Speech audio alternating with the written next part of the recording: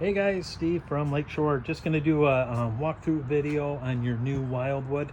We'll start on the outside here and then work our way in. Start right in the back corner. You've got your control there to extend and retract the electric jacks. As we're walking down here, guys, you've got a 110 outlet, and then next to that, this is for your fresh water fill. So if you ever need to fill that fresh water tank, you just put your hose in right there. You have your two speakers outside here, and then your furnace exhaust between them. Big electric awning, and you do have the LED light strip underneath it. Second entrance right here, and then just next to that is the control for your front jacks, extend, retract, and then right here, if you want to do portable solar charger, it's a Furrion brand. That's the plug for the Furrion. That's where that would hook up. Two 30-pound tanks in the front. You do have your 12-volt battery. Power jack right here. Does have a light. Turn it off and on if you need light at night for that.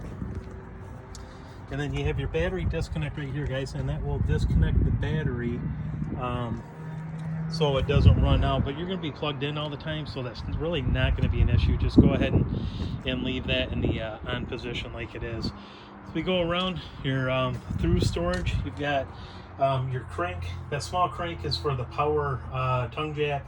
The bigger one would be for the other jacks if those fail. You do have your detachable cord right here in the compartment. Close that down. Then you have your bedroom slide right here.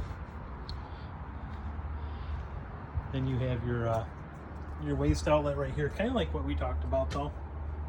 And I'm still pretty convinced that that outlet on the left, that is going to be for the washer dryer. And then you have your gray tank and your black tank out the main outlet right there. So that's what that's all about. And then as we go around to the back here, you have this is for your hookup right here for your 50 amp cord. That'll plug in there. And then in the very back, you have cable and satellite, different coaxials. So if you have either of those, otherwise you do have an aerial antenna on this as well. City water connection. This is where you're going to hook up your water hose. Make sure you use a pressure regulator down to 45 so you don't blow out the system there. Make sure it is regulated. And then next to that, black tank flush. Caution, basically make sure the valve is in the open position. So if you're going to hook up a hose and flush out the black tank, you'll hook the hose up here, pull that black tank valve over here in the open position, pull it out, because what's going to happen if you don't pull it out is there's nowhere for that water to go except for up through the toilet. So that valve on the right there with the black handle, that's your black tank valve. Make sure that's open when you hook up the hose to the black water flush. So that's what those two are about. Obviously spare tire right there, guys, and next to that is your hot water heater. What we'll do, we've got the front open, we'll go through the front here, start in the front and work our way to the back.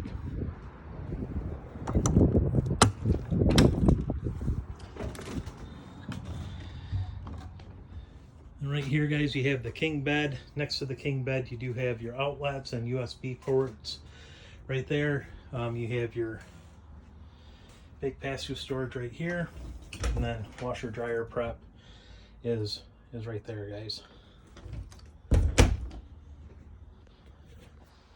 This one here, you also have the closet door. So the light on that, turn it off. It's just a push button right there. Turn that off and on. And then you have your control for your slide out. That's for the bed slide right here.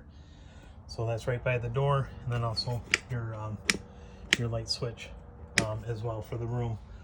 As we walk through the camper here, guys, you do have a bathroom right next to the bedroom here. You do have the shower, pretty similar to what you had in your other one. This just goes across the shot. And then otherwise you do have the hot and cold water, and then the on-off switch up there. And then as far as the commode on it, it is a foot flush right there.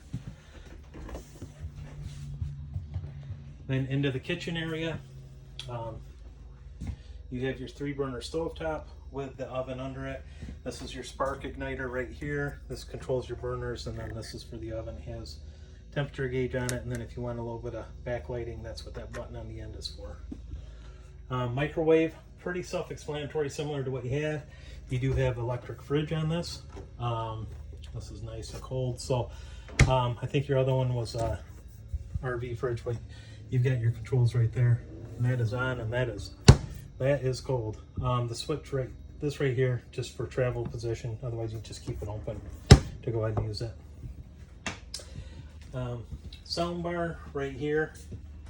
And then you do have the HDMI hookup, USB hookup, and then zone for speaker in here, and then also outside is what that's all about. Right next to that, you do have your monitor board here for your water pump, hot water heater, lights, and then slide out, and then also awning are all controlled right there. And as we walk around, you do have the roller shades in this, guys. Just pull them down to where you need it. Then they go back up. Recliners right there. And then you do have the booth dinette. But if you guys have any questions, you can always get a hold of me. You got my cell, 231-736-9162. And thank you so much for the business, and I will talk to you guys soon.